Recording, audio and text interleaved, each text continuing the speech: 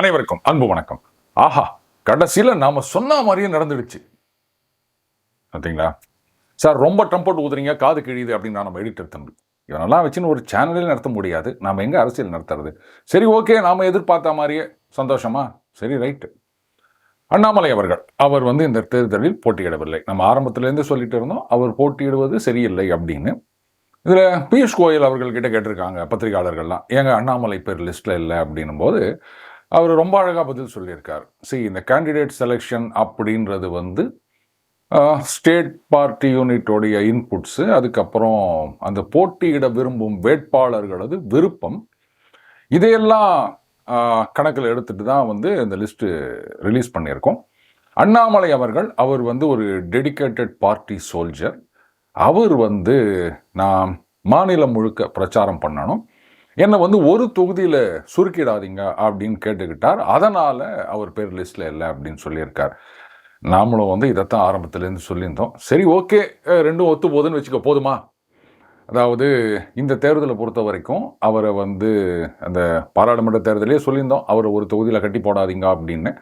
அதே மாதிரி தான் இப்போவும் சொல்லியிருந்தோம், அவர் மாநிலம் முழுக்க ஆர் அட்லீஸ்ட் அந்த பாஜக வேட்பாளர்கள் எங்கெங்கெல்லாம் போட்டியிடுகின்றார்களோ அந்த இடத்துலலாம் அவர் சூறாவளி சுற்றுப்பயணம் பிரச்சாரம் செய்ய வேண்டும். அதனால் அவரை தொகுதியை கொடுத்து அவரை சுருக்கி விடாதீர்கள் அப்படின்னு. அதே மாதிரி தான் மேலிடமும் நினைத்திருக்கின்றது. இவரும் அதைத்தான் கோரிக்கையாக வச்சிருக்கார் அப்படின்னு பியூஷ் கோயல் அவர்கள் சொல்லியிருக்காரு. சரி, இது சம்பந்தமான விஷயங்களை பார்க்க போகிறதுக்கு முன்னாடி இன்னொரு முக்கியமான சந்தேகம். சரி, நமக்கு எப்போ பார்த்தாலும் இந்த சந்தேகம் வந்துட்டு தானே இருக்கும். லெட் அஸ் அஸ்யூம் இந்த 27 வேட்பாளர்களும் ஜெயிச்சிடுறாங்க அப்படின்னு வச்சுப்போம். அந்த லிஸ்ட்டு பார்த்துருப்பீங்கன்னு நினைக்கிறேன். அதை வேணா ஒரு கார்டு போட சொல்கிறேன். மத்திய அமைச்சர் எல் முருகன் அவரும் அவினாஷி தொகுதியாக அதில் போட்டியிடுகின்றார். முன்னாள் கவர்னர், புதுச்சேரி துணைநிலை ஆளுநர், முன்னாள் பாராளுமன்ற வேட்பாளர் தமிழிசை சவுந்தரராஜன் அவங்க மயிலாப்பூர் தொகுதியில் போட்டியிடுகின்றார்கள்.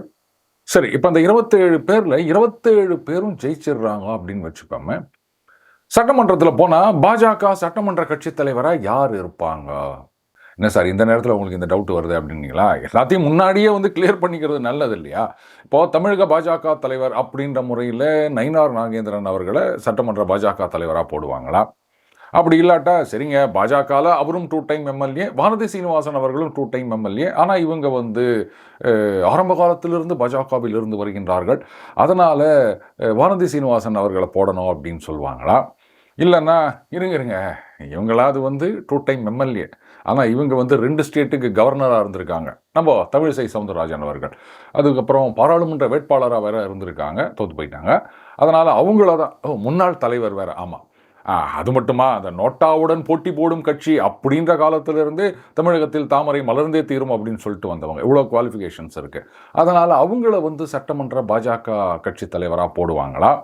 சரிங்க, இதெல்லாம் விடுங்க. ஸ்டில் அவர் சென்ட்ரல் மினிஸ்டர். யார்? எல் முருகன் அவர்கள். அதனால் அவர் தான் சட்டமன்ற, அவரும் முன்னாள் தலைவர். ஆமாம், சட்டமன்ற பாஜக தலைவராக போடுவாங்களா? என்ன ரொம்ப குழப்பமாக இருக்கா? கவலைப்படாதீங்க, இந்த மாதிரி பிரச்சனைகளுக்கெல்லாம் வாய்ப்பே இருக்காது. இது வேற எதுவும் இல்லைங்க. பாஜக ஒரு டிசிப்ளின்டு பார்ட்டி. அதனால் எல்லாமே மேலிடம் முடிவு பண்ணுவாங்க. அவங்க யார் முடிவு பண்ணுறாங்களோ மற்றவங்களாம் அவங்களுக்கு முழு ஆதரவை தருவார்கள். நீங்களும் அதை தானே நினச்சிங்க, வேறு எதுவும் நினைக்காதீங்க. அண்ணாமலை அவர்கள் ஒரு ட்வீட் போட்டிருக்கார், இந்த கேண்டிடேட் லிஸ்ட்டு அதை என்க்ளோஸ் பண்ணிவிட்டு, winning candidates of BJP and NDA also. ஏன்னா 7ஆம் தேதி வரைக்கும் அவர் கேரளாவில் பிரச்சாரம் பண்ணிகிட்ருக்கார். அதுக்கப்புறம் இங்கே பிரச்சாரம் பண்ண போகிறேன் அப்படின்னு சொல்லியிருக்கார். தோளோடு தோள் நிற்பேன், இவர்களுக்காக முழுமையாக பிரச்சாரம் பண்ணுவேன் அப்படின்னு. வெரி குட், இதுதான் ஸ்பிரிட் அப்படின்றது. இன்ஃபேக்ட் இதைத்தான் அவரும் எதிர்பார்த்திருப்பார் அப்படின்னு நான் நினைக்கிறேன். இங்கே சில பேர்லாம் சொல்கிற மாதிரி எனக்கு இந்த சீட்டை கொடுங்கோ, இல்லை ஜெயிக்கிற மாதிரி சீட்டை கொடுங்கோ அப்படின்னு அவர் பிரச்சனை பண்ணதான் ஆளாளுக்கு அடித்து விட்டுட்ருக்கலாம். பட் நான் அந்த மாதிரிலாம் நினைக்கல. அண்ணாமலை அவர்களை பொறுத்த வரைக்கும் இந்த தேர்தல் அவருக்கான தேர்தல் இல்லை. கட்சிக்கு பிரச்சாரம் மட்டுமே செய்ய வேண்டும், இதில் நாம் கலந்துக்க வேண்டாம் அப்படின்ற ஒரு கருத்தில் அவர் உறுதியாக இருந்திருக்கின்றார். ஏன் அதை முதல்லையே அவர் வெளிப்படையாக சொல்லலைன்னா, இது கூட நிறைய பேர் கேட்டாங்க, சார் நான் போட்டி போட விரும்பலை அப்படின்னு முதல்லையே சொல்லியிருக்கலாமே, இந்த பிரச்சனையெல்லாம் வந்திருக்காது அப்படின்னு. அது அப்படி இல்லைங்க, அவர் அந்த மாதிரி முதல்லையே சொல்லிட்டு அதுக்கப்புறம் கட்சி மேலிடம் இல்லை நீங்கள் கண்டெஸ்ட் பண்ணித்தான் ஆகணும், அப்படின்னு கம்பல் பண்ணி சரி ரைட்டு கட்சி சொல்லிட்டாங்க அப்படின்னு அவர் நாமினேஷன் ஃபைல் பண்ணியிருந்தாருன்னா உடனே ஒரு கும்பல் பார்த்தீங்களா வேண்டா விருப்பமாக வந்து அண்ணாமலையை மேலிடம் வந்து அப்படியே கழுத்தை பிடிச்சி தள்ளி வேட்பாளராக நிற்க வச்சிட்டாங்க, அண்ணாமலை யாரும் மதிக்கிறதே இல்லை அப்படின்லாம் சொல்லியிருப்பாங்க. ஸோ எந்த விதமான இந்த பேச்சுக்கும் இடம் கொடுக்க வேண்டாம் அப்படின்றதுக்காகத்தான் வந்து அவர் பல விஷயங்களை வெளிப்படையாக பேசலை. ஆனால் வெளிப்படையாக பேசலை அப்படின்றதுனாலேயே பல பேர் வந்து பல விதமாக பேசிட்டு இருக்காங்க. இன்றைக்கு யூரோப்லேருந்து ஒரு ஃபேமிலி நண்பர், அவருடைய குடும்பம், அவங்க அம்மா எல்லாம் சென்னைக்கு வந்திருக்காங்க. அப்படியே தேர்தலில் ஓட்டு போட்டுட்டு போகலாம் அப்படின்னு அவங்களோட பேசும்போது அந்த வயதான அந்த அம்மையார் அவங்க சொல்கிறாங்க, நான் காலையில் 5:30 மணிக்கே எழுந்துட்டு இந்த ஃபேஸ்புக்கில் ஏதாவது லிஸ்ட்டு வருதா அப்படின்னு பார்த்துக்கிட்டே இருந்தேன். ஆனால் லிஸ்ட்டு வந்த பிறகு ரொம்ப டிசப்பாயிண்ட் ஆயிடுச்சு எனக்கு. நல்லவங்களுக்கெல்லாம் சான்ஸே கிடையாதா? அண்ணாமலை வந்து இந்த தேர்தலில் நிற்கலையா? அவர் மகன் சொல்கிறார், அம்மா நீ இருக்க தொகுதி என்ன? இந்த தொகுதியில் பாஜகவுக்கு ஒதுக்கவே இல்லை. அதனால் நீ அண்ணாமலைக்கு சீட்டு கொடுத்துருந்தாலும் அவருக்கு ஓட்டு போட முடியாது. எதுக்காக இப்படிலாம் ஃபீல் பண்ணுற அப்படின்னா அவங்க எதுவுமே கேட்கல போல இருக்குது. அப்புறம் நான் அவங்களோட ஒரு 5 நிமிஷம் பேசியிருந்தேன். அதுக்கப்புறமா அவங்க ஒரு மாதிரி கன்வின்ஸ் ஆனாங்கன்னு வச்சுக்கோங்களேன். என்ன பேசினெல்லாம் கேட்காதீங்க, எல்லா இடத்துலையும் பேசுகிறது தான், அங்கேயும் பேசியிருக்கேன், புதுசாக ஒன்றும் பேசலை.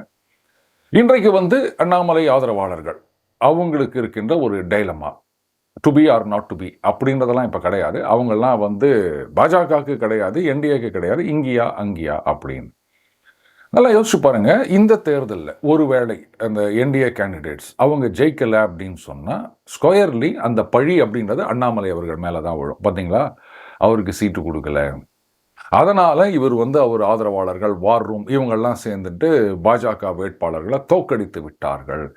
இப்படி கட்சிக்கு எதிராக செயல்படுபவர் இவரெல்லாம் வந்து ஒரு கட்சிக்கு விசுவாசியா, இவர் கட்சியில் இருக்கலாமா அப்படின்ற ஒரு பேச்சு வரும்.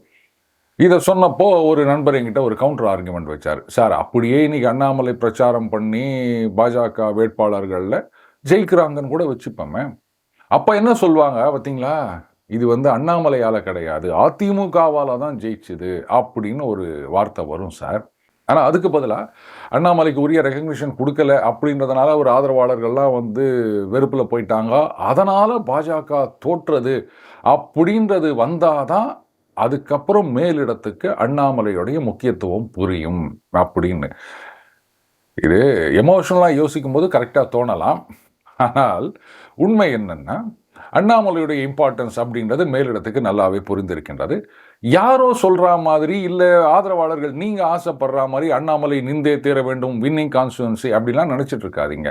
அவர் உண்மையில் என்ன நினைக்கிறார் அப்படின்றது தெரியுமா? எனக்கும் சத்தியமாக தெரியாது. ஆனால் அவருடைய அந்த பேச்சு இதெல்லாம் வச்சு பார்க்கும்போது இதில் தேர்தலில் போட்டியிடுவதற்கு அவர் விருப்பமில்லை அப்படின்றது தான் நமக்கு தெரியுது. ஸோ எதுக்கு லாஜிக்கலாக இருக்கோ அதையும் நம்ம எடுத்துப்போமே. ஆளாளுக்கு வந்து பேசுகிறத எதுக்கு நம்ம எடுத்துகிட்டு இருக்கணும்? இதில் சில பேர் பார்த்தீங்கன்னா அவருடைய ஆதரவாளர்கள் 1-2 பேருக்காவது சீட்டு கொடுங்கன்னு கேட்டார், அது கூட இவங்க கொடுக்கல. கேட்டாருன்னு தெரியுமா நமக்கு? யாரோ ஏதோ அடிச்சு விட்றாங்க. சரி, இதையெல்லாம் அவர் வெளிப்படையாக, மறுபடியும் இதுதான் நான் சொல்கிறேன், எல்லா விஷயங்களையும் அரசியலில் வெளிப்படையாக பேச முடியாது. ரொம்ப நாளுக்கு அப்புறம் ஒரு குட்டி ஸ்டோரி சொல்கிறேன். ஒரு ராஜா அவர் வந்து யானை மேலே நகர்வலம் வந்துட்டு இருக்காருங்க. இப்போ ராஜா வரார் அப்படின்னு சொன்னால் அந்த படை வீரர்கள்லாம் முன்னாடியே போயிட்டு ராஜா வரார் அப்படின்வாங்க இல்லையா? அந்த மாதிரி பண்ணும்போது ஒரு மூலையில் தெருவோரமாக ஒரு பிச்சைக்காரன் படுத்துட்டு இருக்கான். பயங்கர பிச்சைக்காரன், வெறும் கோமனை மட்டும் தான் கட்டிகிட்டு இருக்கான். அப்படி ஓரமாக பார்த்துட்டு அதுவும் கால் மேலே கால் போட்டு ஆட்டிக்கின்னு அப்படியே சிரிச்சினே இருக்கான். இவங்களை வந்து ராஜா வரார் நவரு என்ன பெரிய ராஜா, இவங்களாம் ஒரு பெரிய ராஜாவா, என்ன மாதிரி ஆகுமா அப்படின்னு இருக்கான். அந்த படை வீரர்கள்லாம் கோவம் வந்துருச்சு. அந்த படைத்தலைவர் வந்துக்கிறாரு. அவருக்கு செம்ம கோவம் வந்துச்சு. பிச்சைக்காரன் நீ வந்து ராஜாவை பார்த்து இந்த மாதிரி சொல்கிறியா அப்படின்னு உன்னை குண்டு கட்டா தூக்கி ஜெயிலில் போடுங்க அப்படின்னும் போது இவங்க பிடிக்க அவன் இழுக்க அப்படியே கொஞ்சம் கசாமுசான்னு ஆயினுக்குதுங்க. அப்போது ராஜாவுக்கு கொஞ்சம் முன்னாடி மந்திரி வந்துட்டு இருக்கார் குதிரையில். அவர் போய் பார்க்குறாரு, என்ன இது மாதிரி பிச்சைக்காரன், யோ என்னையா இதெல்லாம் ஒரு பிரச்சனை ஆக்கின்னு இருக்கிறீங்க, விட்டு தள்ளிட்டு போங்க, என்ன வந்துரு நீங்கள் இந்த மாதிரி சொல்கிறீங்க. ராஜா யானையில் வராரு. இவன் பாருங்க படுத்துக்கின்னு கால் மேலே கால் போட்டுக்கின்னு காலை ஆட்டின்னு உக்காந்துன்னுக்கிறான். அப்படி ராஜா வரும்போது அவர் மூஞ்சிக்கு நேரம் இவன் கால் நிற்கும். ராஜா வராறான்னு சொல்கிறேன், அவன் என்ன தெரியுமா சொல்கிறான் ராஜாவை பற்றி? அவன் என்ன ஒன்றா சொல்லிட்டு போட்டண்டா, அவன் பிச்சைக்காரன்டா, நவுந்துருடா அப்படின்னா அந்த படைத்தலைவர் கேட்கல. ஏன்னா அவங்கெல்லாம் வந்து சண்டை போட்டே பழக்கம் இல்லையா, அதெல்லாம் முடியாது, இவன் என்ன பண்ணுறான் பாருங்க அப்படின்னு. மந்திரி சொன்னாராம், இந்த பாரு சரி இன்னைக்கு வந்து ஜனங்களுக்கு இது ஒரு பாடமாக இருக்கட்டும், அதனால் நீ இவனை என்ன ஒன்றா பண்ணு அப்படின்ட்டாரான். உடனே படைத்தலைவர் ரொம்ப சந்தோஷமாக அந்த பிச்சைக்காரன் உச்சி தூக்குறாருங்க. அந்த பிச்சைக்காரன் சொல்கிறானா, பெரிய ராஜாவான், ஒரு பிச்சைக்காரன் சொன்னதை கூட தாங்க முடியல. இவனெல்லாம் ஒரு ராஜா அப்படின்றாங்க. இந்த படைத்தலைவர் பார்க்குறாரு. ஆஹா, இதுக்குள்ள ஒரு கும்பல் கூடிச்சு. ஜனங்கள்லாம் பார்த்து நிற்கிறாங்க. உடனே என்ன பண்ணுறா, குண்டு கட்டா இவனை அரெஸ்ட் பண்ணுங்கடா, உள்ளே போடுங்க அப்படின்ன உடனே இவங்கள கையை கட்டி கூப்பிட்டு போகிறாங்க. உடனே இந்த பிச்சைக்காரன் கத்துறான். ஒரு பெரிய ராஜாவான் இவரு, ஆனால் ஒரு பிச்சைக்காரன் சொன்னதை தாங்க முடியல, அவனை கொண்டு போயிட்டு சிறையில் போடுங்கன்னு சொல்கிறாங்க. நல்லா இருக்குது அவங்க நாடு அப்படின்னானா. உடனே இந்த படைத்தலைவனுக்கு புரிஞ்சிச்சு. ஆஹா, மந்திரி கரெக்டாக தான் சொல்லிக்கிறாரு அப்படின்னு சொல்லிட்டு, விட்டுருங்க அவனை கைட்டு விட்டுருங்க, எங்கேயாவது போட்டோம்.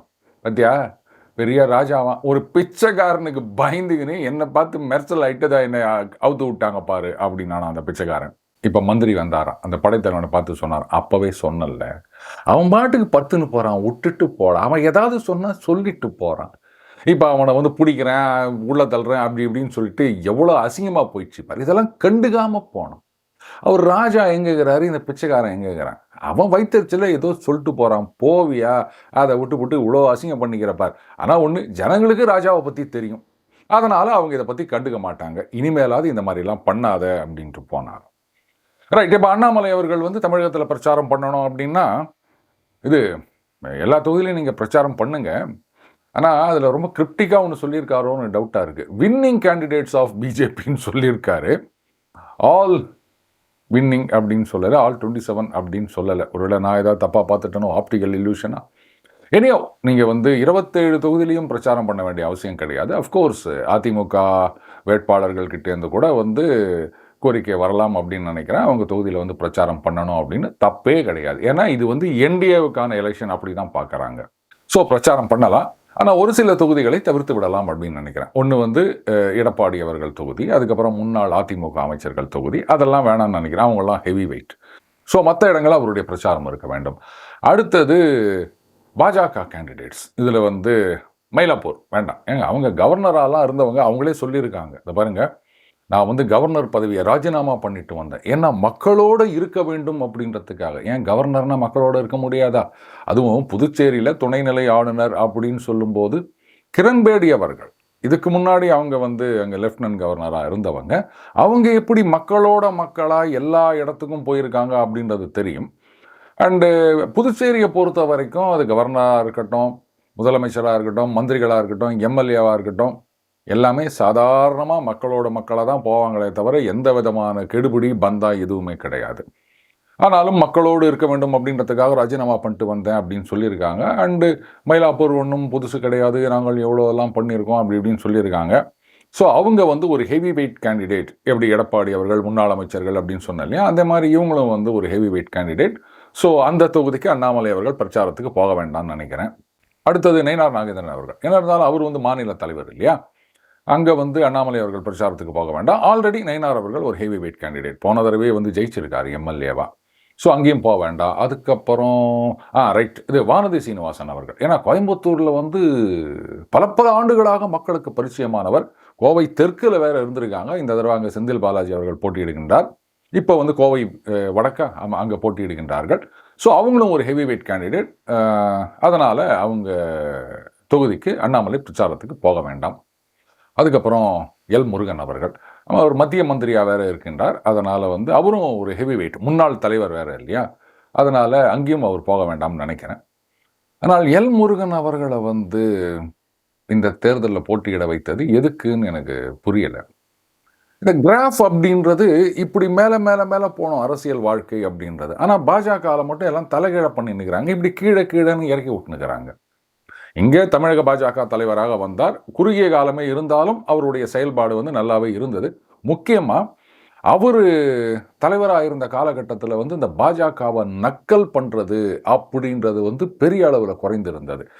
அது அவருடைய அந்த தலைமை, அவருடைய சில நடவடிக்கைகள், அது ஒரு காரணம் அப்படின்றதும் நம்ம ஒத்துக்கணும். ஸோ அவருடைய திறமையை வந்து உபயோகப்படுத்திக்கணும் அப்படின்னு சொல்லிட்டு அவரை வந்து மத்திய மந்திரி ஆக்கிட்டாங்க. ஸோ அங்கே அவர் வந்து அடுத்தது இப்போ வந்து மினிஸ்டர் ஆஃப் ஸ்டேட்டாக இருக்கார், அடுத்தது கேபினெட் மினிஸ்டராக போனோம், வேறு லா மினிஸ்டர், அந்த மாதிரி பெரிய பதவிகளுக்கு போனோம். அப்படி பார்க்கணுமே தவிர அவரை கொண்டு வந்து நீங்கள் இப்போ எம்எல்ஏ ஆகி விட்டு நாளைக்கு வந்து அவர் ஜெயிச்சு எம்எல்ஏ ஆன பிறகு இப்படி இங்கே கூட்டணி ஆட்சின்னு மந்திரி பதவி கொடுக்க போகிறாங்களே. சென்ட்ரல் மினிஸ்டர்லேருந்து வெறும் எம்எல்ஏ அப்படின்றது வந்து டவுன்கிரேட் பண்ணுற மாதிரி இல்லையா? ஏன் இப்படி மேலே கீழேன்னே பண்ணிருக்கிறாங்க பாஜகவில்? சரி விடுங்க, அது அவங்களுடைய சௌகரியம். இப்போ அடுத்த சந்தேகம் பாருங்கள், சந்தேகமாக வந்துருக்குது நமக்கு. முருகன் அவர்கள் ஜெயிச்சு எம்எல்ஏ பதவி ஏற்றுக்கொண்ட பிறகு அவர் ராஜ்யசபா எம்பி பதவியை ராஜினாமா பண்ணி ஆனோம். அப்போ வந்து அந்த மந்திரி பதவி, ஆமாம் இப்போ எம்எல்ஏ ஆன பிறகு சென்ட்ரல் மினிஸ்டராக எப்படி கண்டினியூ பண்ணுறது? திடீர்னு இங்கேருந்து யாராவது ஏங்க அங்கே ஒரு ராஜ்யசபா எம்பி போஸ்ட்டு காலி, அங்கே மினிஸ்டர் போஸ்ட்டும் காலி, அதனால் என்ன ராஜ்யசபா எம்பி ஆக்கிட்டு அதுக்கப்புறம் அப்படியே அங்கே மந்திரி ஆக்கிருங்கன்னு கேட்டாங்கன்னா என்ன பண்ணுறது?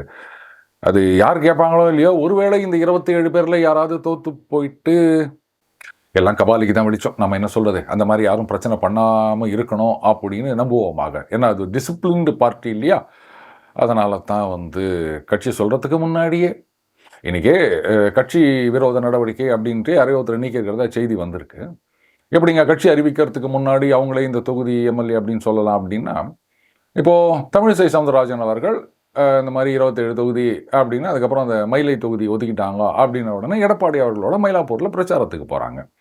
உடனே எல்லாம் என்ன இவங்க தான் மயிலாப்பூர் கேண்டிடேட்டா அப்படின்னும் போது ரொம்ப அழகாக சொன்னாங்க. என்ன சொன்னாங்க?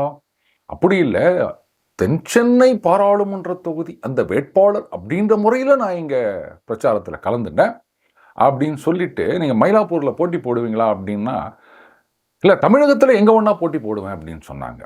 எப்படிங்க போட்டி போடணுமா இல்லையா அப்படின்றத மேலிடம்தான் முடிவு பண்ணணும் அப்படின்ன பிறகு இவங்களே முந்திக்கின்னு நான் தமிழகத்தில் எங்கே ஒன்றா போட்டி போடுவேன் அப்படின்னு சொல்கிறதும் கட்சி விரோத நடவடிக்கை தானே, கட்சி கட்டுப்பாட்டை மீறிய செயல் தானே. எப்படி முன்னாள் தலைவர்கள் அப்படின்னா அவங்க மட்டும் இந்த மாதிரி பண்ணலாம், மற்றவங்கள்லாம் பண்ணால் கட்டம் கட்டிடுவீங்களா? இதுக்கு பேர் தான் பார்ட்டி டிசிப்ளினா? ரைட். இந்த 2026 சட்டமன்ற தேர்தல் அப்படின்றது தமிழக அரசியல் வரலாற்றில் ஒரு மிக முக்கியமான தேர்தலாக நான் பார்க்குறேன். இந்த 2026 தேர்தலுக்கு பிறகு தமிழக அரசியல் சூடு பிடிக்கும் அப்படின்னு கூட ஒரு அரசியல் தலைவர் பேசியிருந்தார். அது உங்களுக்கு ஞாபகம் இருக்கும் அப்படின்னு நினைக்கிறேன். ஏன்னா இந்த தேர்தல் முடிவுகள் எப்படி இருந்தாலும், திமுக ஆட்சிக்கு வந்தாலும் இல்லை அதிமுகவே ஆட்சிக்கு வந்தாலும் இல்லை அது 2 அணிகளில் ஏதோ ஒன்று கூட்டணி ஆட்சியாக வந்தாலுமே பாஜக 26 தேர்தல் முடிவுகளுக்கு பிறகு மிக விரைவிலேயே ஒரு பலமான எதிர்க்கட்சியாக செயல்பட போகின்றது அப்படின்றது தான் என்னுடைய கருத்து. பலமான எதிர்க்கட்சி அப்படின்னா சட்டமன்றத்தில் எண்ணிக்கை மட்டுமே ஒரு பலமான எதிர்க்கட்சியாக இருக்காது. ஏன்னா 2021 தேர்தல் முடிவுக்கு பிறகு அதிமுக எதிர்க்கட்சியாக ஆகிறார்கள். ஆனால் அந்த எலெக்ஷன் முடிஞ்சதுலேருந்து கிட்டத்தட்ட பாராளுமன்ற தேர்தல் அறிவிக்கப்படும் வரை அதுக்கு ஒரு 4-5 மாதம் முன்னாடி வரைக்கும் அதிமுக ஒரு எதிர்க்கட்சியாகவே செயல்படவில்லை. ரொம்பவே சப்டியூடாக இருந்தது அப்படின்றத நம்ம பார்க்குறோம். அந்த சமயத்தில் அண்ணாமலை அவர்கள் தான் பாஜகவை முன்னிறுத்தி ஒரு சரியான எதிர்க்கட்சியாக அந்த ஆவின் டெண்டரில் ஆரம்பித்து பல விஷயங்களில் அவர் வந்து ஒரு சரியான எதிர்க்கட்சியாக செயல்பட்டார். 2026 தேர்தலில் அது திமுக ஆட்சிக்கு வந்தாலும் அதிமுக ஆட்சிக்கு வந்தாலும் மறுபடியும் அந்த பாதையில் தான் பாஜக பயணிக்கப் போகின்றது. ஏன்னா ஒருவேளை அதிமுக ஆட்சிக்கு வந்தாலும் கூட்டணி கட்சி அப்படின்றதுக்காக தவறுகளை எல்லாம் பொறுத்து கொள்ள வேண்டிய அவசியம் இங்கே பாஜகவுக்கு கிடையாது. அண்ணாமலை அவர்கள் அந்த மாதிரியெல்லாம் பொறுத்து கொண்டு போக மாட்டார் அப்படின்றது எல்லாருக்குமே தெரியும். திமுகவில் கூட்டணி கட்சிகள் வந்து தோழமை சுட்டு கூட சுட்டாமல் இருந்தாங்க. அந்த சுட்டாததன் விளைவு இப்போ அவங்களையே சுட்டுடுச்சு அப்படின்றதையும் அவங்க புரிஞ்சுக்கினாங்க. ஆனால் பாஜக அந்த மாதிரி இருக்காது. அண்ட் 2026 தேர்தலுக்கு பிறகு தமிழக பாஜகவில் கூட ஒரு சில மாற்றங்கள் வரணும் அப்படின்னு நான் நினைக்கிறேன். ஸோ அதுக்கப்புறம் தான் உண்மையான அரசியலை நம்ம பார்க்க போகிறோம். இது வரைக்கும் வந்து ஒரு ட்ரெய்லர் அப்படின்னு கூட வச்சுக்கலாம், ஆர் ஒரு கர்டன் ரைசர் அப்படின்னு கூட வச்சுக்கலாம். ஏன்னா இந்த தேர்தல் அப்படின்றது அந்த அப்போசிஷன் ஸ்பேஸ் அப்படின்றத யார் ஆக்கிரமிக்க போகின்றார்கள் அப்படின்றதுக்கான தேர்தலாக தான் நான் பார்க்குறேன் நண்பர்களே. யார் ஆளுங்கட்சியாக வந்தாலும் பாஜகவை பொறுத்த வரைக்கும் 26க்கு பிறகு நாங்கள் தான் எதிர்க்கட்சியாக செயல்பட போகின்றோம் அப்படின்னு முடிவெடுத்தது நல்லாவே தெரிகின்றது. சார் இதெல்லாம் எங்கே தெரியுதுன்னெலாம் கேட்காதீங்க. Right, I am a time traveller, அவ்வளோதான். நம்புங்க, நம்பலைன்னா அவ்வளோதான். மீண்டும் அடுத்த போது சந்திப்போம். வணக்கம்.